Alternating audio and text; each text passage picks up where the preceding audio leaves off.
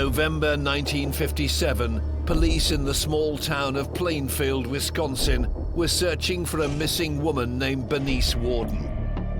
They were about to make one of the most gruesome discoveries in U.S. criminal history. One of them turned on his flashlight and beamed it around and saw this object that was hanging from the rafters, which at first they thought was some kind of gutted deer. They realized, to their incredible horror, that it was a woman's corpse that was hanging by its heels. The twisted killer was a quiet loner named Ed Gein.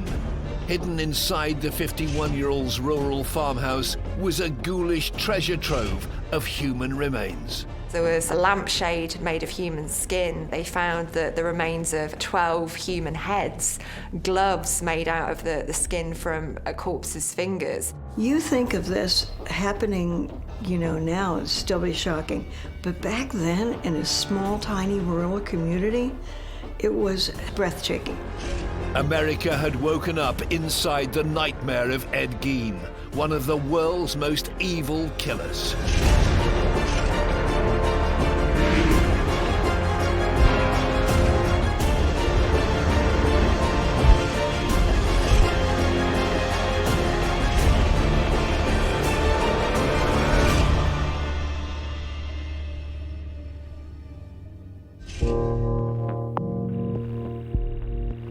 The gruesome crimes of Ed Gein horrified 50s America. When his rural home was searched on the 16th of November 1957, the police uncovered a Gothic house of horrors. As well as the remains of 2 missing local women, they found an array of human bones, skulls, and skin that had been fashioned into furniture and clothing. The town of Plainfield was in complete shock. One of the residents who remembers the effect Gein had on Plainfield is Max Harrington. I think shock would be the biggest thing that we could use to describe the atmosphere in the community. We were still pretty much a clannish community at that time, and a lot of the families that were here had always been here. It took your breath away, it was shocking.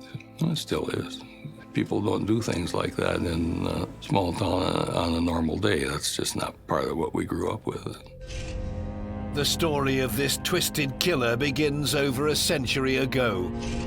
Ed Gein was born in La Crosse County, Wisconsin on the 27th of August, 1906. By the time he was 8 years old, his parents moved Ed and his older brother Henry to Plainfield. Well, the Gein family moved to Plainfield from La Crosse, Wisconsin, partly because the mother of the family, the matriarch, Augusta, had decided that La Crosse was a kind of Sodom and Gomorrah-like hellhole, and she didn't want her children to be corrupted by all the immoral influences of the big city. Needless to say, La Crosse was not a particularly big city, but they moved to a remote farmhouse about 6 miles west of, you wouldn't necessarily say downtown Plainfield because there was no uptown Plainfield. It's not the largest city in the state of Wisconsin, but it's plenty big enough for those of us that live here. Plainfield was a very remote, isolated, featureless little village. A state guidebook at the time described it as totally nondescript. The population was very small, never more in its history, I think, than 700 or 800 people. Probably the entire population of the village could have fit into a New York City apartment building.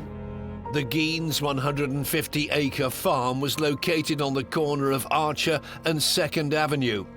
Ed rarely got to leave the property and socialize with other children. His mother, Augusta, is a very domineering character indeed. She is a devout Christian and she has some very extreme ideas about sin and about morality. And she drums into her sons that they're not to socialize with anybody outside of the family because all of the people around them in the local town are sinners, they're evil, all the women are whores. And so she creates this very insular family environment where they're quite isolated from the rest of the community, and that has a really significant impact on them. Gein seemed to have been very friendless. Whenever he would make some kind of friend, on those rare occasions when he would try to make a school friend and bring home a school friend, the mother would immediately find some reason to disapprove of the other child and forbid Ed from ever bringing him home. So he grew up again in a state of complete social isolation.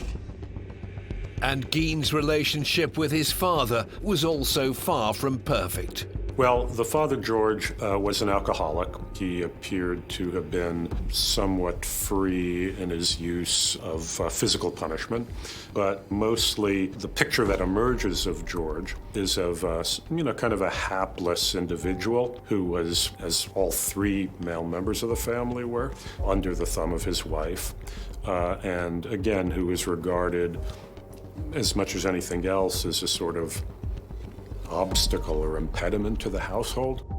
As Ed entered adolescence, his life became even more insular. He dropped out of school when he was around about 12 or 13 to work on the family's farm, and he was considered to be a bit of an oddball. He was quite a loner, and he enjoyed quite solitary pursuits, so he really quite liked reading and was quite a prolific reader. So he was somebody who didn't really fit in, but worked incredibly hard to keep the family farm going. On April 1st, 1940, Ed's father, George, died of heart failure, leaving 33-year-old Ed, his brother Henry, and Augusta alone on the family farm. Ed's older brother, Henry, seemed to have freed himself a little more emotionally and psychologically from Augusta's dominance, and even apparently on a couple of occasions expressed some criticism of their mother and the hold she was exerting over both of them. So Ed, who at least on a conscious level worshipped his mother and saw her as a kind of goddess who could do no wrong, appears to have been both a little shocked, that Henry would find any cause to criticize Augusta, and possibly built up some kind of animosity toward Henry for that attitude. Ed became a handyman, doing odd jobs around Plainfield to help with living expenses on the farm. We used to see Ed occasionally. I'd see him around town, and then he was always a friendly person, quiet, friendly, usually had a joke to tell. He always had time to say hello and ask after how you were. A person who you would never suspect of anything other than being a decent sort of person. In May 1944, death would hit the Gein family once again, but this time in more suspicious circumstances, after a brush fire on their farmland got out of control. Ed and Henry were out there trying to put out the fire, and they got separated, and Ed could not locate Henry, and he went and got help. But then after getting this help, he led the other people directly to where Henry's body lay, and there were some mysterious bruises on Henry's head. Anyway, the official verdict of the medical examiner was that Henry had died of a heart attack while fighting this fire, and had injured his head when he fell and hit a rock. But afterwards, when Gein's crimes were uncovered, there was a lot of talk that perhaps Henry had been a victim of Ed's, that Ed, in fact, had killed Henry partly because of Henry's criticism of Augusta. The impact upon their mother, Augusta, was phenomenal. She really broke down about Henry's death, and she had a stroke. But of course, by then, the psychic bond between Augusta and Ed was so incredibly intense already. Evidence seems to suggest that with the other two men out of the way, Ed reveled in having his mommy alone to himself. But Gein's mother never really recovered from her stroke, and their time alone only lasted for 19 months. Ed nursed her very, very diligently, even apparently would get into bed with her on occasion and stroke her and comfort her. And then she seemed to recover, but then she suffered another, this time fatal stroke. Augusta Gein died on December the 29th, 1945. 39-year-old Ed was completely devastated. Because his mother was so domineering, I think she really did stunt his development, and he almost got stuck at a kind of teenage adolescent phase in his life. So looking at how he behaved at the funeral, he was in his 30s at this time, and he was reported to be wailing like a small child. So he hasn't got that kind of emotional control that's associated with 30-something men. The death of his mother left him completely isolated. You know, living in this increasingly ramshackle, dilapidated farmhouse that he ceased to take care of whatsoever. Augusta was his only real human contact. So it was at that point, you know, that Gein embarked on these various outrages that would ultimately make him this notorious figure in American crime. Alone and isolated from the rest of society, Gein spiraled out of control. Over the next 12 years, he became obsessed with recreating the world he'd shared with his mother. It would lead him to a series of dark and disturbing crimes that would eventually culminate in murder. One of my summer jobs when I was a student in high school was mowing the cemetery. And two of my buddies and I, that was about a 4-day job for us to mow that. And we would see Ed out there on occasion. He'd come out, and if he saw us working, he'd always come over and say hello. And again, sometimes have this little story to tell. And he was very good about stopping to see his mother's grave. I think neighbors saw him as an odd, very meek, somewhat simple-minded person, but one who was always willing to pitch in when some farm work needed to be done or some chore needed to be run for them. But they, of course, had no sense of the life that he was pursuing inside that incredibly creepy, dismal world of his own farm. It was a world that 51-year-old Gein had managed to keep hidden away until the winter of 1957. November 16th, 1957 was the first day of deer hunting season that year. And it was a day when basically the entire male population of the town would have been out in the woods hunting deer, as Ed knew. Ed drove into town to the Warden hardware store. The Warden hardware store was owned by a woman named Bernice Warden. I knew Mrs. Warden quite well. She and her family ran the hardware store here for many years. Almost everybody in the community knew Mrs. Warden. Ed had kind of been hanging around the store for a couple of weeks previously. He had developed something of an obsession with Bernice Warden. He would talk to her, he would ask her out, and it was quite clear that she really wasn't that interested in him. Ed came in, asked to buy a half a gallon of antifreeze, which Bernice Warden poured out for him and wrote out a receipt. He went back out to his truck, then came back inside and asked her to see a rifle that was in the window. When Bernice Warden turned her back to him, he shot her in the back of the head and then loaded her corpse in his truck and drove back to his farm.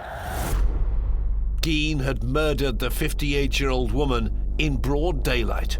It was deer season, so deer season is like a ghost town around here. Everybody, in those days especially, everybody was out hunting. And she wasn't even missed for some hours. And when someone reported that she wasn't at the store, well, that was her son, of course. Later that day, Frank Warden returned from the woods and found the store empty. His mother wasn't there. He was very perplexed by that.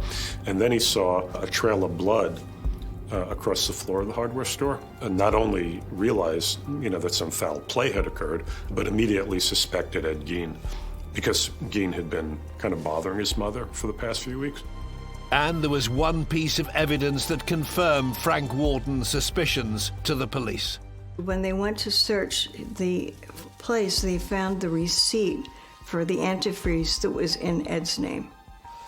And they just worked backwards, saying that he was probably the last person to see her alive, but they didn't suspect that he was as deranged as he was. One set of lawmen went out in search of Gein. They found him having dinner at a neighbor's house, and they arrested him. And then another set of lawmen went out to Gein's farmhouse, and that's where they made these discoveries that really sent shockwaves around the world. On a dark winter's night, officers from the Plainfield Police Department began to search the Gein farm for Bernice Warden. They couldn't get into the house, so they went around back and entered into what was called the summer kitchen, which was a little shed outside. This property didn't have any electricity, so they were pretty much fumbling around in the dark with flashlights. But I don't think they expected to find what they did find there. One of them turned on his flashlight and beamed it around and saw this object that was hanging from the rafters, which at first they thought was some kind of gutted deer. Although it didn't look like a deer, they realized to their incredible horror that it was a woman's corpse that was hanging by its heels and been completely gutted. She'd been strung up, essentially, and she was slit from her sternum to her pelvis. So she'd essentially been butchered by Ed. It really was the most grotesque thing that these officers had ever come across. And they realized they had found the body of Bernice Warden. And of course, both of them just stumbled out in horror and vomited, at the sight of this thing. When the news spread across the town, the residents of Plainfield were in complete shock. When I heard of his arrest, I couldn't believe it. I was sure they had the wrong person because it just didn't seem like anything that they were telling us was the Ed that we all knew. Yeah, it was a Saturday night. We were at a dance, and the story went through there, and everybody said, "I don't believe it," but it was true. After finding the butchered body of Bernice Warden in a shed at Ed Gein's farm, the police officers moved their search into the main house. He boarded up some areas of the family's home to maintain the rooms as his mother had left them. And in other parts of the property, he just started hoarding things. You would have trash and rubbish build up, and it really became a complete hovel. He'd reverse the normal process of trash disposal, and instead of taking all his garbage to the dump, would go to the dump and bring it into his house.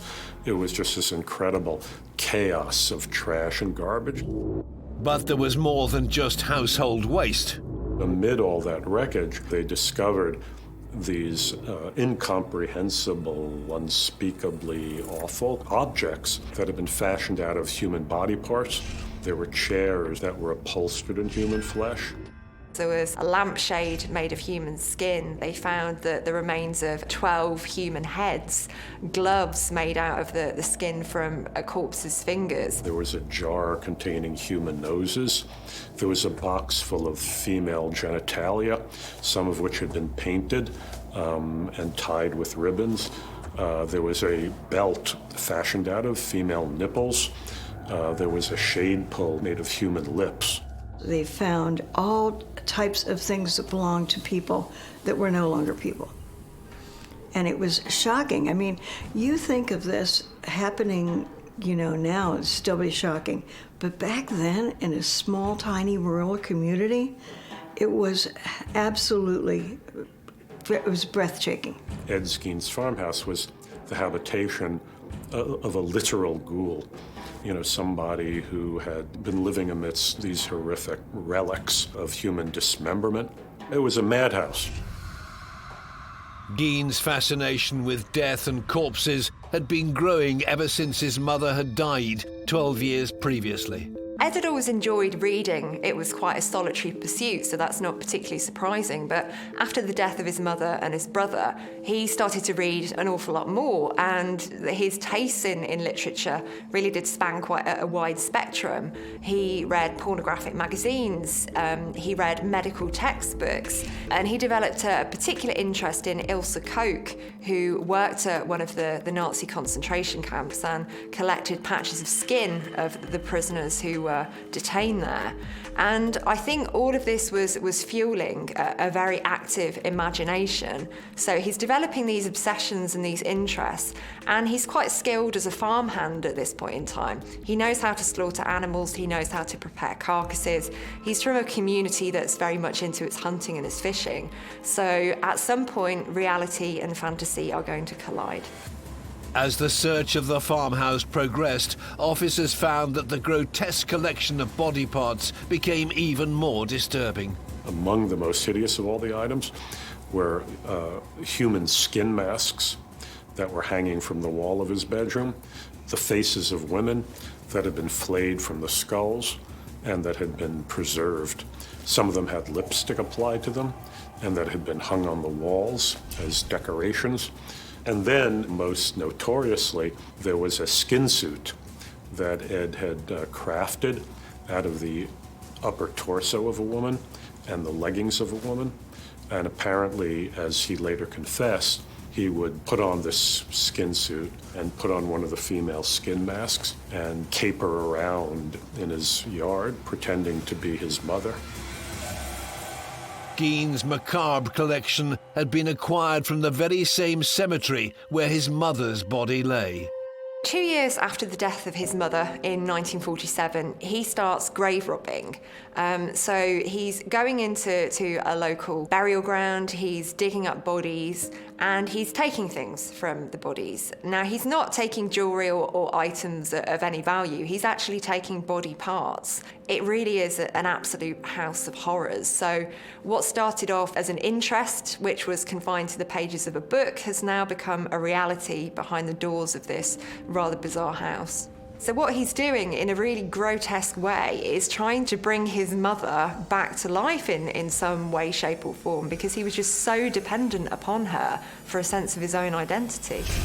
And the search wasn't over yet. Officers would soon discover, inside a paper bag in Gein's home, the severed head of a woman who'd been missing from Plainfield for over 2 years. I think that the real tipping point for Ed Gein was when his mother and his brother died, because even though this family was very intense and rather extreme in its beliefs, it was still a check on his behaviour. There was still that informal surveillance over him, and I think that kept him contained. But once he was on his own, he was free to ruminate and fantasise, and his behaviour was only going to escalate. You know, it's like some crack opened up, you know, in the civilized part of his head, and all this weird, archaic stuff going back to the days, you know, when our species did engage in these bizarre, unspeakable rituals, you know, flooded out and took possession of him. With Gein in custody, officers continued to scour his home, and they were about to make another startling discovery. A local woman who'd been missing for almost 3 years. There had been a female tavern keeper named Mary Hogan, who ran this roadside tavern outside of Plainfield, who had disappeared very, very mysteriously. In those days, we had 18-year-old bars where teenagers could go in and have beer. And she ran one of those. It was a kind of a modest place, to be very kind. But she disappeared before I was old enough to frequent those establishments. When she went missing, he'd said some rather bizarre things. He said to one of the townspeople, "Oh, she's not missing, she's up at the house." But because he was a bit of a misfit and because he was a bit weird, people didn't really take what he said very seriously at all. So that one was allowed to slip under the radar until this grisly discovery a few years later. In searching through Gein's House of Horrors, the investigators opened up some receptacle and saw this face and pulled it out and realized it was Mary Hogan's, that she had been another one of these victims. Gein had murdered Mary Hogan on December the 8th, 1954, 3 years previous to killing Bernice Warden. I think there was some sense in which he associated her with his mother, You know, she almost seemed to be like the shadow side of his mother.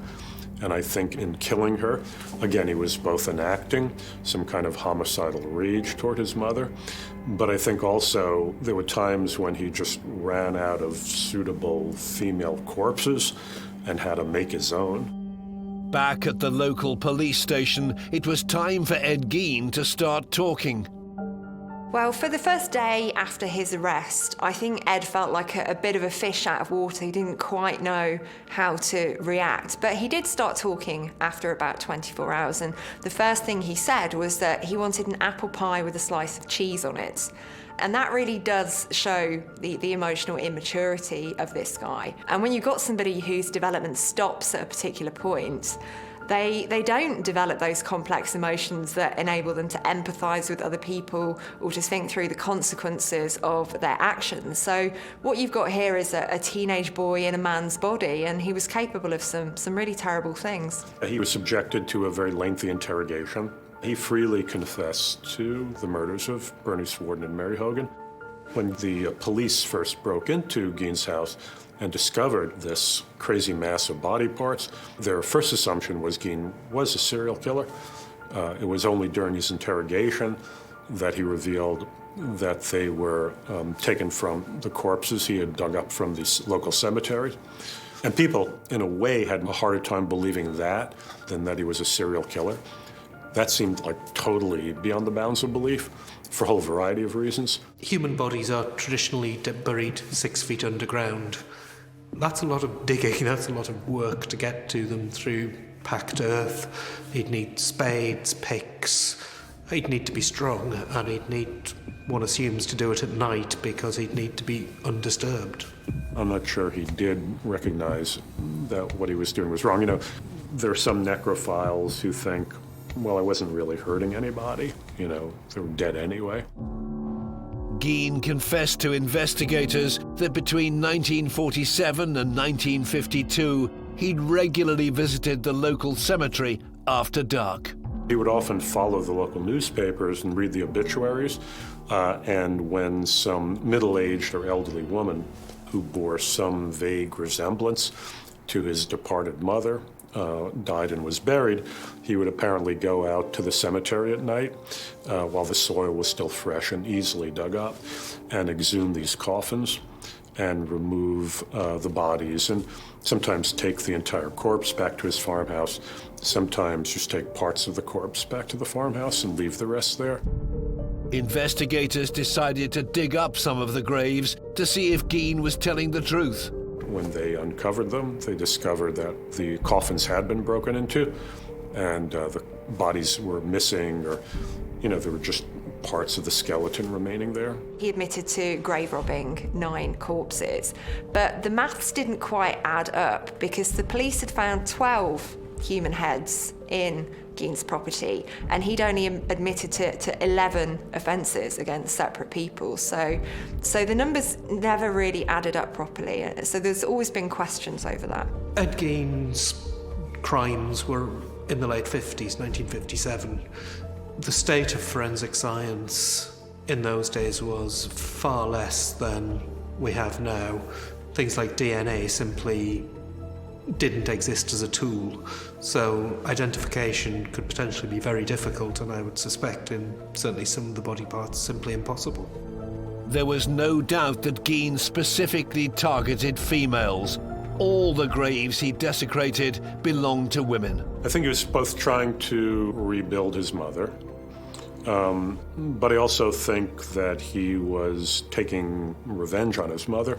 That kind of love and hate of Mommy were manifested both by his attempting to bring her back from the dead, but also perpetrating, you know, these atrocities on the corpses of female bodies. It's been reported that Gein did in fact try to return Augusta to the family home after her funeral. There's some indication that he initially tried to exhume his mother's corpse. You know, apparently Ed missed the presence of his mother so much. You know, he wanted to bring her back and somehow, in his madness, you know, reconstitute her in his household. He couldn't get to his mother's grave because the soil in that part of Wisconsin is very sandy, and many coffins are buried within concrete vaults to prevent the sand from collapsing on them. And that was apparently true of Augusta Gein. In November 1957, Ed Gein was charged with the murder of Bernice Warden. The media descended on the tiny town of Plainfield, Wisconsin. What kind of a man did you know him as? Well, a man is a nice man, just like anybody else. The only difference I'd say in the man, he seems to be a little hot. Well, the cultural context of the Gein case is quite an interesting one, because I think this was one of the first cases that gathered an awful lot of attention. There was a media circus that developed around this because nothing like this had ever really happened before. It was something completely new. It spread very quickly through the local newspapers and, and then through the Associated Press and so on to the national media.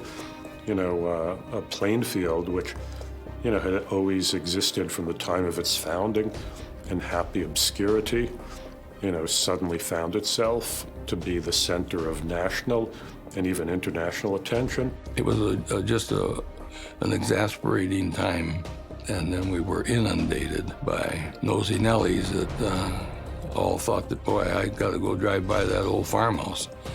And then we became I don't like to use the word chaotic, but a very unsettled community for a while. Plainfield was suddenly famous, and famous for the most horrifying of reasons, that it was the home of America's most notorious psychopath. The entire community was stunned. For the previous decade, they'd been living in the same town as a real-life bogeyman. It would now be down to the courts to decide whether or not Ed Gein was insane. On November the 21st, 1957, the 51-year-old pleaded not guilty by reason of insanity at his arraignment at Waushara County Court, and it was declared that he was unfit to stand trial. There were indications that Ed was clinically psychotic, that he had hallucinations, that he heard voices, or the trees would start talking to him. Most serial murderers are not psychotic, but Ed seemed to have the symptoms of some form of psychosis. Gein was sent to the Central State Hospital for the Criminally Insane in Warpen, Wisconsin, which is now a maximum security prison. 70 miles away in Plainfield, the community was trying to get back on its feet, but the shadow of Ed Gein lingered over the town. In 1958, the property that Gein had lived in was due to be auctioned off. And I think the last thing that local people wanted was for this to become some kind of shrine, some kind of attraction for people who were morbidly fascinated. So a few days before the auction, the property was burned to the ground, essentially. A lot of talk of arson. They had been cleaning up around there and had been burning trash up around that particular day too. So then that was an excuse of a possible cause that maybe the wind got something in the evening and got some live embers in there. A lot of the neighbors weren't too happy with having talk of it being turned into a museum of sorts, but there were a lot of stories. Anyway, it's gone. People still kept coming though, even after the house was gone. For a year, still had people coming to drive by the empty lot where the house used to stand. In March 1958, the car which Gein used to transport the bodies of his victims was bought at an auction for over $700 by a carnival operator who charged fascinated Americans 25 cents for a photograph at a macabre sideshow. I think what we're seeing here is the rise of the serial killer consumer culture. People are fascinated in these kind of cases, and some criminologists refer to this as wound culture, that we're essentially drawn to the trauma and the suffering of other people, and we're drawn to the artifacts that exist around these cases. Gein remained in the Central State Hospital for 11 years, until doctors determined that he was finally fit to stand trial for the first-degree murder of Bernice Warden. The hearing lasted for a week, and on November the 14th, 1968, Judge Robert Gulmar had reached a verdict. He was tried and found guilty of the murder of Bernice Warden, but then he was judged insane and stuck back in the mental institution. I think that was possibly somewhere where he may have thrived because he had structure, he had a routine, he had people watching over him and looking after his needs. Forensic psychologist Dr. Helen Morrison interviewed Gein during his time in hospital. I was working at that time as a staff psychiatrist, and I was covering all the units. And when I was asked to go over to see this person, I went over to see it and I saw Ed Gein. He was not at all coherent. He was such a little person that I found it hard to picture him as the person who'd committed all these homicides. He lived there very peacefully. He never caused any problems, never had any type of behavioral thing, no type of I guess you could say, consequence for bad behavior. Gein's quiet nature in hospital was in stark contrast to the monster Helen had heard so much about. I received a letter from one of his neighbors who used to be a friend of his. She was a little girl, and she remembers going over to his house, and he would serve soup and everything. Well, it turned out the soup bowls were the skulls of many of his victims, and people never knew it. On July the 26th, 1984, Ed Gein died of lung cancer, aged 77. He was buried next to his mother on the Gein family plot at the same cemetery which he so often desecrated during his career of horror. Gein has left a lasting impact on the small community where he committed his ghoulish crimes. We really wouldn't care to have that be our claim to fame. You know, we've turned out lots of doctors and architects and some really good people out of our schools here. We're very proud of them. We'd rather be known for a tremendously good population than to be credited for only one issue. But just like the carnival operators of the 1950s, people continue to try and get their hands on grisly souvenirs related to Gein.